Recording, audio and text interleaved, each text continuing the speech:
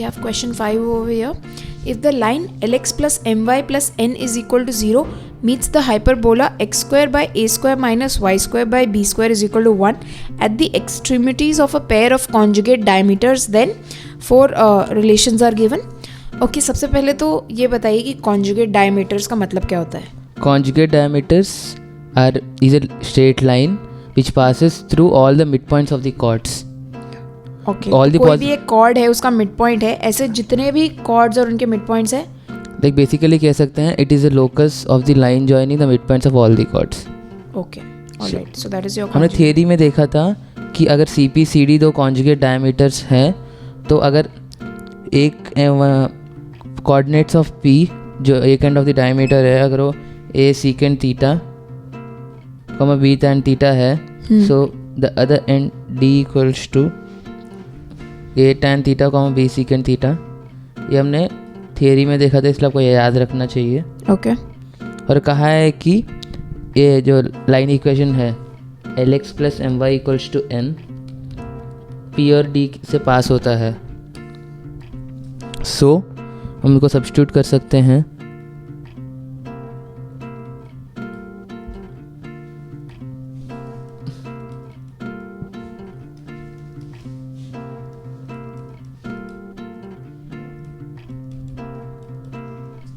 यहाँ रीअरेंज करेंगे first equation को.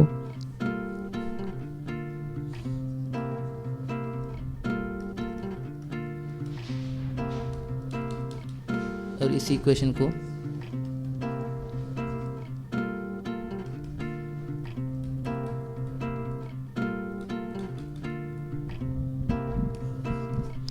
अभी दोनों को स्क्वायर करके सब्ट्रैक्ट करेंगे. वो कैसे रियलाइज़ हुआ कि हमें कब स्क्वायर करके ऐड करना है या सब्ट्रैक्ट करना है? आपने क्या देख के आपको रियलाइज़ हुआ कि सब्ट्रैक्ट ही करना है? क्योंकि अभी क्वेश्चन में हम जब देखें तो n का टर्म नहीं है, सो हमको n का टर्म एलिमिनेट करना है और a और b के टर्म्स में ही लाना है उसको. ओके, इसलिए आपने सब्ट्रैक्ट करके n हटा दिया. हाँ, ठीक है. हमने स्क्वायर इसलिए किया है क्योंकि सारे options a square l square plus और minus b square m square equals to something है. ओके. और अभी अब सब्ट्रैक्ट करोगे तो आपको सब्ट्रैक्ट करने से हमारा ये भी होता है कि secant square theta minus tan square theta is 1. हाँ, तो और tan square theta minus secant square theta is -1. Right, तो हम वो यूज़ कर सकते हैं. ये ऐसे ट्रिग्नोमेट्री के बहुत सारे फॉर्मूलाज भी हम कोनिक सेक्शंस में स्ट्रेट लाइंस में यूज़ करते रहते हैं, क्योंकि कई बार हमारा थीटा पैरामीटर होता है. हाँ, तो हम सबको यूज़ में आते हैं. ट्रिग्नोमेट्री का भी ध्यान से फॉर्मूला से याद रहना चाहिए और ये हमारा रिक्वायर्ड कंडीशन है. ऑलराइट, तो एक बार देखते हैं कि हमने इस क्वेश्चन में क्या किया एग्जैक्टली. हमें क्या दिया हुआ था? हमने पहले P और D जो कॉन्जुगेट डायमीटर्स के एंड पॉइंट से उन्होंने निकाला. अगर CP और CD दो कॉन्जुगेट डायमीटर्स है तो हमने थियरी पॉइंट्स में देखा था अगर ये P A second theta B tan theta होता है तो D A tan theta B second theta होता है. ओके. और दिया है कि एक इक्वेशन ऑफ लाइन है L equals Lx plus my plus n जो दोनों पॉइंट से पास होता है P और D से, इसलिए हमने उस पॉइंट को सब्स्टिट्यूट किया इसमें और फिर थोड़े मैनिपुलेशंस किए. हाँ, फिर हमको हमने ऑप्शंस में देखा कि n का टर्म नहीं है, इसलिए हमने n एलिमिनेट किया. और सिंस उसमें a स्क्वायर और b स्क्वायर के टर्म से हमने स्क्वायर किया उसको ताकि a स्क्वायर l स्क्वायर और b स्क्वायर m स्क्वायर आ जाए. Okay, so pretty direct question. बस आपको इसमें ये कॉन्सेप्ट याद रखने की ज़रूरत है कि कॉन्जुगेट डायमीटर है और अगर उसके अक्रॉस 2 पॉइंट्स है तो अगर एक पॉइंट का फॉर्म आप अज्यूम कर रहे हैं a second theta b tan theta, then the other one is automatically a tan theta b second theta, and then it's just directly applying whatever is given in the question. All right, so that was question number 5.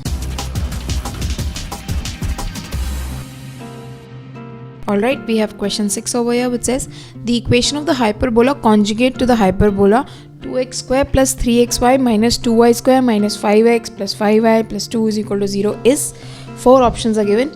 Options are also as lengthy as the question. कैसे करना है ये question? अब एक छोटा सा ही और important concept use करते हैं कि equation of hyperbola plus equation of conjugate hyperbola gives 2 times the equation of asymptotes. Okay, बहुत बड़ा इम्पॉर्टेंट, छोटा सा लेकिन इम्पॉर्टेंट कॉन्सेप्ट है. तो आप देख रहे हैं छोटा सा बट बहुत ज़्यादा इम्पॉर्टेंट है. सो हमको एक और प्रॉपर्टी है कि एसिम्प्टोट और हाइपरबोला की इक्वेशन में एक छोटा सा ही चेंज है कि एसिम्प्टोट में कांस्टेंट टर्म दूसरा होता है, बस पूरा equation x square x y y square सबका कोएफिशिएंट सेम होता है। तो अगर हमें फाइंड करना है तो हम उसको लैम्डा अज्यूम कर सकते हैं। हाँ, कोई कांस्टेंट रख देंगे क्योंकि हम कुछ नहीं जानते एसिम्प्टोट के बारे में। राइट। तो हम एसिम्प्टोट के लिए क्यों सॉल्व कर रहे हैं? अगर हमें कॉन्जुगेट हाइपरबोला फाइंड करना है तो आपको हाइपरबोला का इक्वेशन पता है, एसिम्प्टोट का इक्वेशन पता चल जाएगा, हम कंडीशन लगाएंगे जिससे लैम्डा का वैल्यू मिल जाएगा। तो हम डायरेक्टली कॉन्जुगेट हाइपरबोला का नहीं निकाल सकते हैं क्या? नहीं, क्योंकि हमें अगर हम एसिम्प्टोट का निकालेंगे तो हम एसिम्प्टोट की कोई कंडीशन यूज़ करेंगे। हाँ, ओके। और कॉन्जुगेट हाइपरबोला का कोई ऐसा सेपरेट कंडीशन नहीं है। ओके, सो अभी हम एक बहुत बड़ा इंपॉर्टेंट यहाँ पे एक और चीज़ यूज़ करने वाला है, वो है कि हम straight lines, pair of straight lines या फिर कॉन्जुगेट्स को एक ऐसे फॉर्म में लिखते हैं। सब लिखा जा सकता है उनको, जैसे हमने पढ़ा था स्ट्रेट लाइंस चैप्टर में। This is the general equation of any conic. हाँ, स्ट्रेट लाइंस भी एक कोनिक है जो हमने पैराबोला चैप्टर में देखा था, जैसे पैराबोला की थियरी पे। तो अभी अगर डेल्टा होता है इनका a b c plus 2fgh minus a square minus b g square minus c h square, अगर इक्वल टू 0 आता है तो pair of straight lines represent करता है। नॉट इक्वल टू 0 होने पर डिफरेंट कंडीशंस होते हैं, h square equal to a b वगैरह वगैरह, जिससे हम कॉनिक्स बताते हैं। ओके, सिंस वो यहाँ पे हमें ज़रूरत नहीं है, ये पेयर ऑफ स्ट्रेट लाइंस ही है, तो it's sufficient to say that delta should be equal to 0। अभी हम सब्स्टिट्यूट करते हैं 2 into minus 2 into lambda plus 2 into 5/2 into minus 5/2 into 3/2 minus a 2 into, सारा ध्यान से करना, कैलकुलेशन बहुत लंबा है यहाँ पे, लेकिन एक भी कैलकुलेशन मिस्टेक हो तो आपकी आंसर गलत हो जाएगी। और फिर जनरली ऐसा होता है इन टाइप के क्वेश्चंस में कि जो रॉन्ग आंसर होता है वो भी ऑप्शंस में दिया हुआ होता है, तो फिर स्टूडेंट्स वो गलत मार्क करेंगे और ultimately lead to negative marking only. आपका टाइम बर्बाद हुआ लेकिन मार्क्स भी नेगेटिव मिले। तो इसमें आप ध्यान रखिए कि कैलकुलेशंस बहुत ध्यान से कीजिए, ज़्यादा कुछ है नहीं इस क्वेश्चन में कैलकुलेशन। कोनिक्स के आधे प्रॉब्लम्स में यही होता है, वो बेसिक कॉन्सेप्ट्स की नॉलेज होनी चाहिए और ध्यान से कैलकुलेशन आप ठीक से करेंगे तो आपको आंसर मिल जाएगा। जैसे यहाँ पे -50/4 + 50/4 है, कैंसिल कर दिया और हमको लैम्डा का वैल्यू मिलेगा -3। ओके। और अभी हम कॉन्जुगेट हाइपरबोला का इक्वेशन के लिए 2 टाइम्स से हमको लैम्डा मिल गया, तो एसिम्प्टोट का इक्वेशन मिल गया है, तो हम अभी निकाल सकते हैं। लेकिन यहाँ पे एक बहुत इंपॉर्टेंट चीज़ है जिसे हम कैलकुलेशन छोटी कर सकते हैं, वो है जैसे हमको पता है कि एसिम्प्टोट्स और हाइपरबोला की इक्वेशन का सारा इक्वेशन में सारा पार्ट सेम है, केवल कांस्टेंट टर्म अलग है। एग्जैक्टली। तो जब हम कॉन्जुगेट हाइपरबोला का इक्वेशन निकाल रहे हैं 2 इंटू एसिम्प्टोट माइनस हाइपरबोला, इसका मतलब है कि 2 टाइम्स तो सारा आएगा और कांस्टेंट का टर्म 2 बार मल्टीप्लाई होगा, और हाइपरबोला में x² y सारा मतलब x² y² xy जो भी टर्म्स हैं अपार्ट फ्रॉम द कांस्टेंट। हाँ, तो हम ऐसा कर सकते हैं कि जो x² y² है वो सब पहले लिख दें, क्योंकि वो तो ट्वाइस -1 होगा, तो 2 टाइम्स यहाँ पे 1 टाइम यहाँ पे, एक बार सब्ट्रैक्ट कर रहे हैं तो हमको यही मिलेगा। लेकिन एसिम्प्टोट्स का 2 टर्म्स का कांस्टेंट है -3 -2, हाइपरबोला का ये और ये एसिम्प्टोट्स का है, सो दैट विल बी -8। हाँ, ये -8 है, तो वापस लिख देते हैं हम आपके कन्वीनियंस के लिए।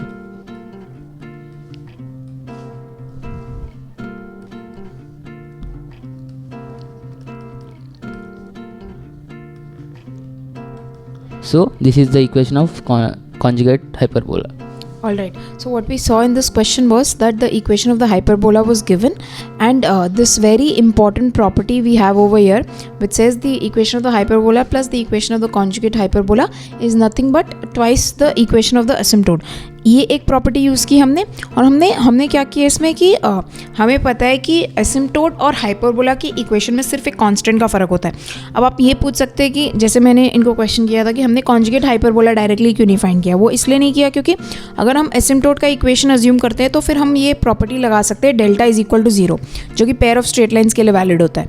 और वो लगाने के बाद हमें वो कांस्टेंट आ गया, और फिर हमें हाइपरबोला पता है, एसिम्प्टोट पता है, तो हमने डायरेक्टली कॉन्जुगेट हाइपरबोला का इक्वेशन निकाल लिया।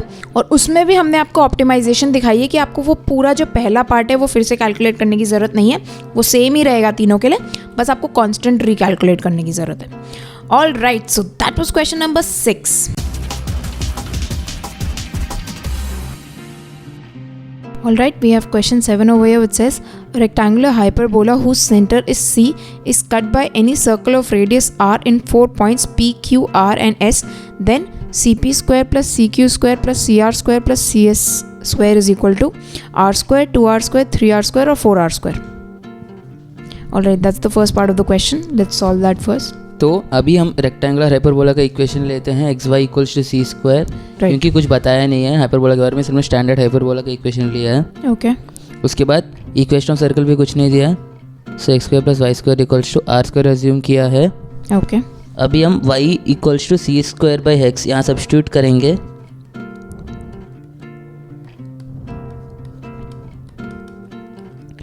मल्टीप्लाइंग बाई एक्स स्क्वायर करके रीअरेंज करेंगे. और अभी भी देखें, so it is a polynomial in x of power 4. Right. और अभी हमको क्वेश्चन में फाइंड करना है c p square plus c q square plus c r square plus सी एक्स स्क्वायर. राइट. और हम ले सकते हैं, और हम पी क्यू आर एस को x1 कॉमा y1, क्यू को x2 कॉमा y2, आर को x3 कॉमा y3, एस को x4 कॉमा y4 एज्यूम कर रहे हैं. तो c p square plus c q square plus c r square plus c y square होगा. That is nothing but distance from the center, which is origin. Centre तो origin 0, 0 है. Right. So that is nothing but sum x1 of square distances. plus y1 square plus x2 square plus y2 square plus x3 square plus y3 square plus x4 square plus y4 square. Right. और हम इसको ऐसे change कर सकते हैं कि sigma i equal to 1 to 4 xi whole square minus 2 sigma x1 x2. हाँ, और इसको ऐसे सिमिलरली y वाले को. ओके. और ये हम इसलिए कर रहे हैं कि हमें सम ऑफ एक्स आई पता होता है, कभी भी सम ऑफ स्क्वायर्स नहीं पता होता है, तो हम उसको मॉडिफाई करेंगे और उस फॉर्म में लेके आएंगे, है ना? हाँ. ओके. तो अभी हमको ये क्वाड्रेटिक इन x है. सिमिलरली हमको क्वाड्रेटिक इन y भी मिलेगा जब हम x y equal to c square है और y को x को सी स्क्वायर में y सब्स्टिट्यूट करेंगे. तो सिमिलरली हमें एक y में क्वाड्रेटिक मिलता है तो ऑलमोस्ट सेम होता है. ओके. करने पर मिलेगा हमको. तो अभी यहाँ पे हमको पता है सिग्मा एक्स, तो हम यहाँ पे सिग्मा एक्स का फॉर्मूला सब्स्टिट्यूट करेंगे तो हमें मिलेगा सिग्मा एक्स यहाँ पे 0 है क्योंकि एक्स क्यूब का टर्म कुछ नहीं है. Right. Your sigma x i is nothing but minus b by है, यहाँ पे बी 0 है इसलिए सिग्मा एक्स आई 0 है. सिमिलरली लेकिन सिग्मा एक्स, हाँ सिग्मा वाई भी 0 है, लेकिन सिग्मा x1 x2 यहाँ पे माइनस आर स्क्वायर है. ओके. क्योंकि एक्स स्क्वायर का टर्म माना सी है तो सी बाई ए होता है और सी यहाँ पे माइनस आर स्क्वायर है, ये 1 है. ओके. सो यहाँ पे हमको मिलेगा 2r square plus 2r square equals to 4r square. So हमारे इस क्वेश्चन का आंसर है 4r square. Alright. Okay. So the first part of the question was pretty easy. 4 points were given. तो अगर हमने रेक्टेंगुलर हाइपरबोला और एक generic circle assume किए और फिर हम उसमें y is equal to c square by x substitute करें तो एक 4 डिग्री पॉलिनोमियल आता है x में, सिमिलरली एक 4 डिग्री पॉलिनोमियल आता है y में. अब यहाँ पे आपको देखने की बात ये है कि इस 4 डिग्री पॉलिनोमियल के लिए आपको डायरेक्टली नहीं पता है सम ऑफ स्क्वायर्स. हमें क्या करना था, सम ऑफ स्क्वायर्स फाइंड करना था, basically sum of x i square and sum of y i square. तो हमने उसको मॉडिफाई करके हमने उसको इस फॉर्म में लाया है कि सम ऑफ ऑल द टर्म्स का square minus sum of mutual product of terms, और फिर हमने सब्स्टिट्यूट. अगर हमें पॉलिनोमियल पता रहता है कोई डिग्री का तो हमें sum of the roots, product of 2 roots ऐसे पता रहता है. तो अगर हम जो हमको जानना था वो होता है sigma x1 square plus sigma y1 square. अगर हम उसको अपने जिस फॉर्म में जानते हैं, हमको सम ऑफ स्क्वायर्स नहीं पता रहता है, हमें सम ऑफ टर्म्स पता रहता है और सम ऑफ प्रोडक्ट ऑफ 2 रूट्स पता रहता है. राइट. तो अगर उस फॉर्म में कन्वर्ट करेंगे तो हमारा इजीली सॉल्व किया जा सकता है. जिससे हमने कन्वर्ट किया इसको. एग्जैक्टली. और इस आंसर में हमने इस फॉर्म में डायरेक्टली नहीं दिया हुआ था, उसके लिए थोड़ा सा मैनिपुलेशन करना पड़ा और फिर वो आ गया. ऑलराइट. तो देखते हैं कि क्वेश्चन का सेकंड पार्ट क्या है.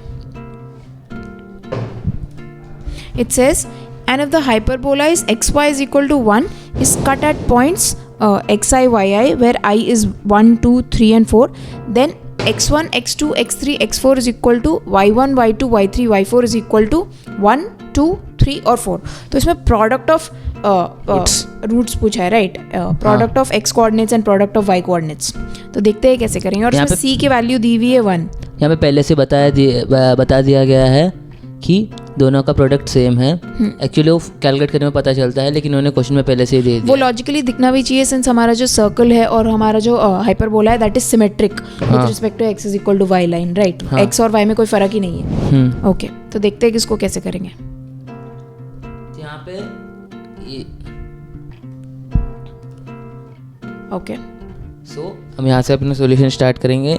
यहाँ पे सिंस उन्होंने कोई सर्कल का इक्वेशन नहीं दिया है तो अब सीधा हम x square plus y square को स्टार्ट कर एज्यूम नहीं कर सकते हैं। ओके, इसलिए हम अपना जो नॉर्मल इक्वेशन लेंगे सर्कल का। तो हमने पिछले क्वेश्चन में x square plus y square is equal to r square assume किया, तो हम इस क्वेश्चन में वो अज्यूम क्यों नहीं, उसमें क्वेश्चन में पहले से दिया हुआ था। उस क्वेश्चन में okay, first part of question में एक्स स्क्वायर प्लस अच्छा। वाई स्क्वायर को स्टार्ट कर Alright. दिया हुआ था। ऑलराइट, ये हमारा जनरल इक्वेशन ऑफ सर्कल है ओके, और ये x y equals to c square है। फिर हम सब्स्टिट्यूट करेंगे यहाँ पे y equals to c square by x. यहाँ भी हमको क्वाड्रेटिक पॉलिनॉमियल ऑफ पावर 4 मिलेगा।